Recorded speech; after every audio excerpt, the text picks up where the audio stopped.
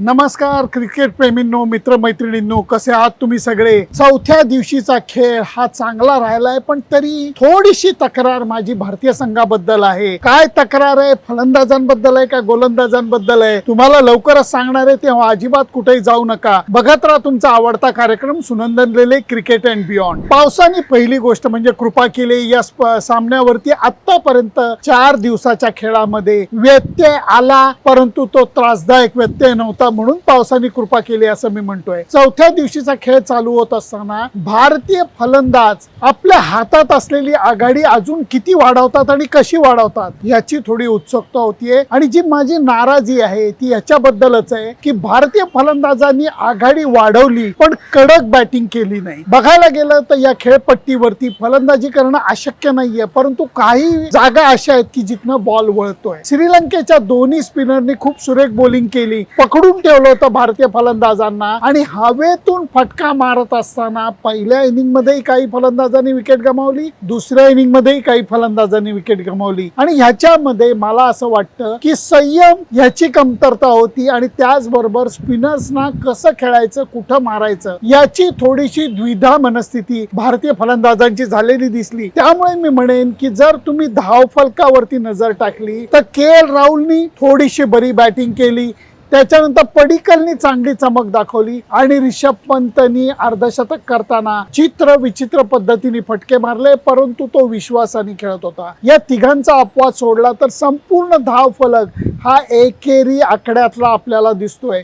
जयस्वालनी अगदी सुरुवातीला विकेट गमावली। शुभमन गिल हा दोन्ही इनिंग मध्ये एका अर्थाने फलंदाज म्हणून अपयशी ठरलेला आहे, आणि के.एल. राहुलनी पहिल्या इनिंग मध्ये म्हणलं तर 80 धावांची खेळी केली, दुसऱ्या इनिंग मध्ये सुद्धा बऱ्यापैकी खेळी केली, पण त्याच्यामध्ये तो आत्मविश्वास जाणवला नाही, ही माझी खंत आहे। ऋषभ पंतनी जरा गोलंदाज आणि कप्तानाला विचारात ठेवलं की हा कुठल्या क्षणी आता कुठल्या बाजूला फटका मारेल, अशा अवस्थेत ठेवल्यामुळे त्यांना धावा काढताना अडचण आली नाही। कारण त्याने 8 बाउंड्रीज मारल्या, 2 सिक्सर मारल्या, त्याच्यातली एक सिक्सर जी होती ती गॉलचा जो किल्ला आहे त्याच्या रस्त्यावरती जाऊन पडली, आणि हे लक्षात घ्या ती स्पिनरला नाही फास्ट बॉलरला मारलेली सिक्सर होती।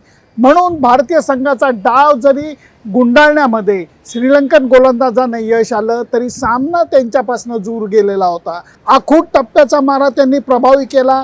फास्ट बॉलर आसिता फर्नांडो, लाहिरू यांनी कष्ट केले आणि त्याचं यश त्यांना मिळालं, कारण दुसऱ्या डावामध्ये स्पिनर्सला कमी विकेट मिळाल्यात, फास्ट बॉलर श्रीलंकेचे जे होते त्यांनी जास्त विकेट काढले। तरी जो धावांचं ओझं होतं ते बऱ्यापैकी वाढलेलं होतं।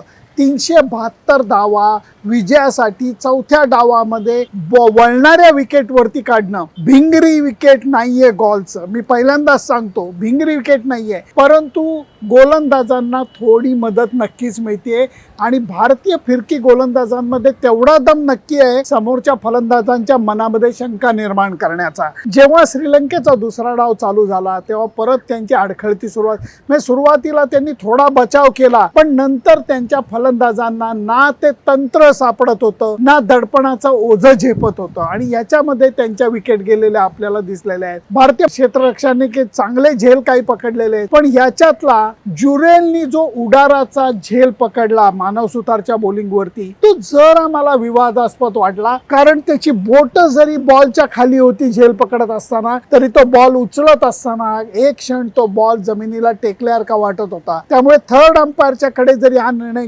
गेला तरी तो निर्णय मला विवादास्पद वाटला, आणि तसाच एक विवादास्पद निर्णय हा के.एल. राहुलला LBW न देण्याच्या बाबतीत मला वाटला। कारण जेव्हा बॉल गुडघ्याच्या खाली लागलेला दिसतो तेव्हा या खेळपट्टीवरती बॉल स्टंपावर न जाण्याची शक्यता मला तरी कमी वाटते। त्यामुळे थर्ड अंपायरचे निर्णय, 2 निर्णय, एक भारताच्या के.एल. राहुलचा LBW न दिला जाण्याचा आणि दुसरा उडाराला झेलबाद देण्याचा निर्णय मला पटलेला नाहीये। तुम्हाला त्या बाबतीत काय वाटलं हे मला नक्की तुम्ही कॉमेंट पीस मध्ये सांगा। मी तर एवढंच म्हणेन की कप्तान धनंजय डिसिल्वा यांनी आणि दिनुशानी, ज्यांनी सोनल दिनुशा ज्यांनी पहिल्या इनिंग मध्ये अफलातून शतक केलंय, यांनी शेवटी जास्त पडझड होऊन दिली नाही।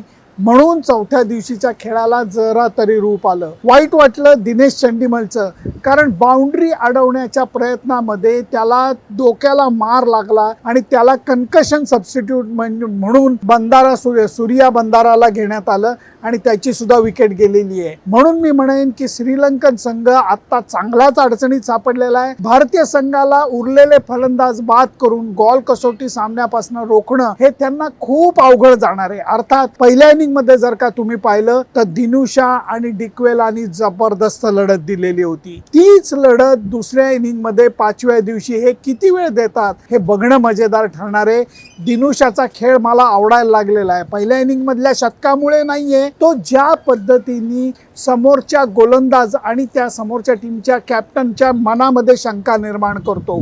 रिव्हर्स स्वीपचा वापर तो फार पद्धतशीर पद्धतीने करतो. त्यामुळे स्वीप आणि रिव्हर्स स्वीप या दोन्हीचा वापर कुठल्या बॉलवरती करायचा याचं तंत्र त्याला अवगत झालेलं आहे. आणि त्याचबरोबर फास्ट बॉलरला खेळत असताना तो डगमगत नाही, शांतपणे बॅटिंग करतो. त्यामुळे सर्वात अनुभवी फलंदाज धनंजय डिसिल्वा आणि त्याला मिळणारी दिनुशाची साथ ही 5व्या दिवशी किती वेळ तग धरते याच्यावरती बरंच काही अवलंबून आहे. पावसाचा थोडा व्यत्यय 5व्या दिवशी सुद्धा येणार आहे, परंतु तो घनघोर पाऊस येणार नाहीये. त्यामुळे भारतीय संघाला पहिला कसोटी सामना जिंकण्याच्या प्रवासाला अडथळा येणार नाही असा माझा अंदाज आहे. अर्थात थोडीशी लढत ही समोरची टीम देणारच आहे, कारण तेवढी क्वालिटी त्यांच्याकडे आहे. परंतु याच्यामध्ये मला अजून तरी कुलदीप यादवला कमी बॉलिंग दिली गेलेली आणि त्याच्याच बरोबर त्याला जेव्हा संधी मिळाली बॉलिंगची तेव्हा त्याचा बॉल विकेटवरती पडल्यानंतर निघत नाहीये, ही मला चिंतेची गोष्ट वाटते. आणि ती चिंता अशी आहे की जर का त्याला या दुसऱ्या डावामध्ये बॉलिंग मिळाल्यानंतर प्रभाव पाडता आला नाही तर कदाचित समोरच्या संघामधल्या लेफ्ट हँडरची संख्या बघून दुसऱ्या कसोटी सामन्यामध्ये भारतीय संघ सारा जैनला त्याच्या जागी संधी देऊ शकतो. कारण मानव सुतारला सर्वात जास्त चांगला बॉलर म्हणून या सामन्यामध्ये बघायला मिळालेला आहे. जडेजा आणि कुलदीप पेक्षाही त्याचा प्रभाव पडलेला आहे. ही गोष्ट लक्षणीय बदल करणारी आहे असं माझं तरी मत आहे.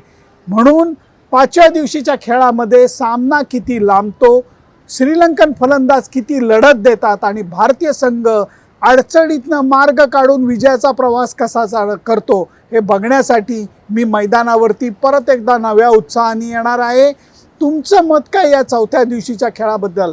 भारतीय संघाच्या फलंदाजीमध्ये ती आश्वासकता मला दिसली नाही.